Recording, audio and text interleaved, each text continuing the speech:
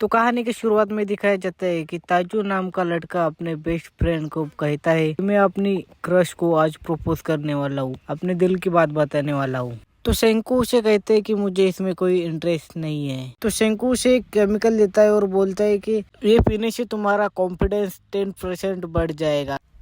ताइजू पहले उसे ध्यान से देखता है ये क्या है और फिर बोलता है कि मुझे इसकी ज़रूरत नहीं है, मैं अपने दिल की बात खुद भी कह सकता हूँ। और उस बॉटल को वो फेंक देता है, मतलब उसको गिरा देता है और बाहर चला जाता है। और फिर शंकु का स्टाफ जो होता है वो उससे पूछता है कि एक सच में प्यार की गुटी है, तो वो बोलता है ये पेट्रोल है और उसे फेंक देता है और उसको जलाकर दिखाता है। तो सबको लगता है कि वो प्यार की गुटी थी, लेकिन वो वैसा कुछ नहीं होता है और वो पेट्रोल होता है, तो वो जल जाता है। और उनका स्टाफ बोलता है कि ये हमें भी पता नहीं चला कि ये पेट्रोल है। तो ताइजू अपने फ्रेंड के पास जाता है बाहर और देखता है कि वो वहाँ पर एक पेड़ के नीचे खड़ी है। तो वो भी उसके पास जाता है और कहता है सॉरी तुम्हें इंतजार करना पड़ा यूजुरिया। तो यूजुरिया कहती है तो बात क्या है ताइजू, मुझसे क्या कहना चाहते थे। तो ताइजू थोड़ा सा घबरा जाता है और जो सेंचू के फ्रेंड्स होते हैं तो वो उस पर शर्त लगा देते हैं।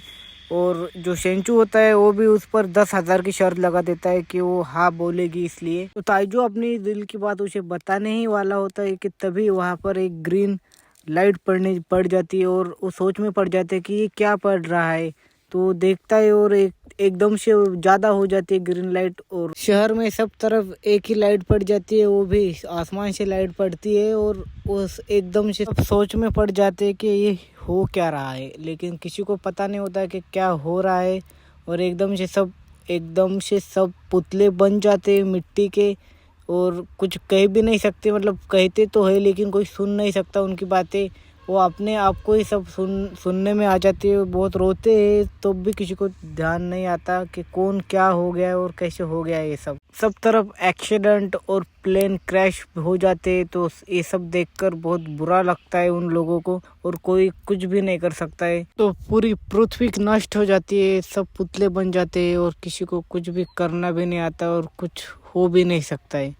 तो यहाँ पर एक मतलब औरत होती है, उसका डॉगी भोंकता रहता है लेकिन वो भी कुछ नहीं कर सकता और औरत भी कुछ नहीं कर सकती, इसलिए सब रुक जाता है एकदम से। तो सब कुछ नष्ट होने के बाद 3700 सालों के बाद दिखाया जाता है कि यहाँ पे कुछ लोग जो थे सब नष्ट हो गया है और सब कुछ मतलब चेंज हो गया है। पहाड़ बड़े बड़े हो गए, पृथ्वी भी चेंज हो गई है और सब तरफ लोग नहीं है, कुछ भी नहीं बचा, पंछी भी मर गए, सब कुछ मर गया है, मतलब एकदम से सब पत्थर बन गए हैं।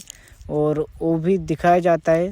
तो कुछ हमें एसिड की तरह कुछ दिखाया जाता है। तो वो एक आदमी के सर पे जाके गिरता है और तभी वो आदमी जिंदा हो जाता है, मतलब जो पत्थर बन गया था वो पत्थर खुल जाता है और वो जिंदा हो जाता है। तो दिखाई जाते हैं हमको वो आदमी उठकर कहता है कि मैं फिर से जिंदा हो गया, मैं बच गया। लेकिन उसे पता नहीं था कि वो पत्थर टूट गया है और उसे ये भी नहीं पता चलता कि वो एक केमिकल गिरने से पत्थर टूट गया। तो बाहर जाकर देखता है सब तरफ, तो उसे सब पत्थर के ही दिखते हैं। तो उसे लगता है कि ये सिर्फ मुझ पे नहीं हुआ है, ये बाकी सब लोगों पे भी जादू हुआ है। लेकिन उसे अभी तक ये पता नहीं चला कि ये कैसे हुआ है। तो अगले सीन में हमें एक चिड़िया को दिखाया जाता है, कुछ लोग उसको देख रहे थे, ये भी दिखाया जाता है। तो वहीं पे सेंचू मतलब जो साइंटिस्ट था वो दिखाया जाता है हमें। उसके साथ ये जो लड़का है वो लड़का रहते रहते एक घर बना लेते हैं और घर में ही खोज करते रहते हैं।